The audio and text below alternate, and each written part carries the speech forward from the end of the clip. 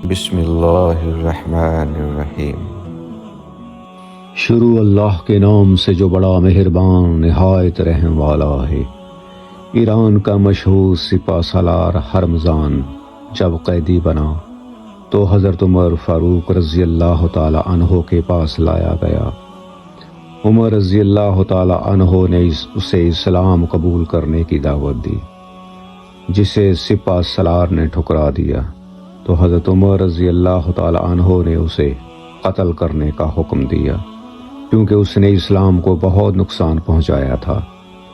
جب اس کے قتل کی مکمل تیاری ہو گئی تو اس نے عمر فاروق رضی اللہ تعالی عنہ کی طرف دیکھ کر کہا، مجھے بہت پیاس لگی ہے اور میں پیاس سے نڈال ہو گیا ہوں، کیا آپ مجھے قتل کرنے سے پہلے پانی پینے دے سکتے ہیں؟ حکم ہوا کہ اسے پانی پلایا جائے۔ ہرمزان نے جب پانی کا پیالہ ہاتھ میں لیا تو عمر فاروق رضی اللہ تعالی عنہ سے کہنے لگے کہ اس پانی کے پینے تک آپ مجھے قتل نہیں کریں گے۔ عمر فاروق نے فرمایا، جب تک تم پانی نہیں پیو گے تمہیں قتل نہیں کیا جائے گا۔ ہرمزان نے پانی کو فوراً گرا کر ضائع کر دیا اور کہا، امیر المومنین دیکھیے، آپ نے وعدہ کیا ہے، اسے پورا کیجیے۔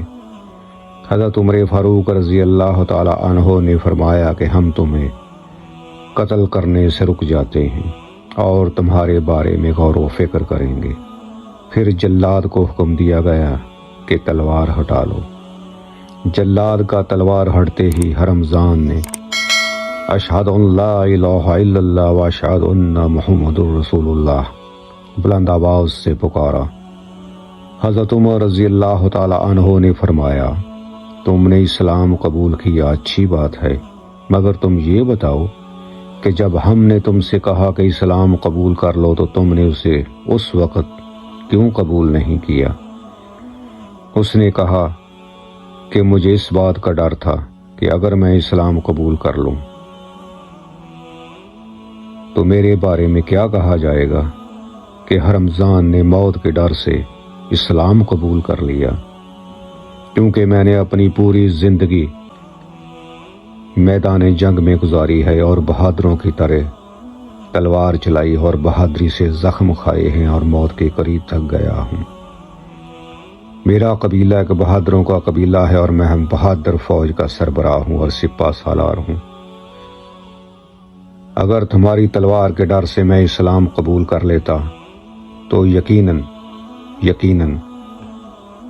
لوگ مجھے بزدل کہتے اور یہ مجھے گوارا نہیں تھا۔ میں کفر کی طرف کھڑا رہا تو ڈٹ کر، اور اب اسلام کی طرف ہوں تو ڈٹ کر کھڑا ہوں۔ حضرت عمر رضی اللہ تعالی عنہ نے اس کو اپنے سینے سے لگایا اور کہا، مرحبا۔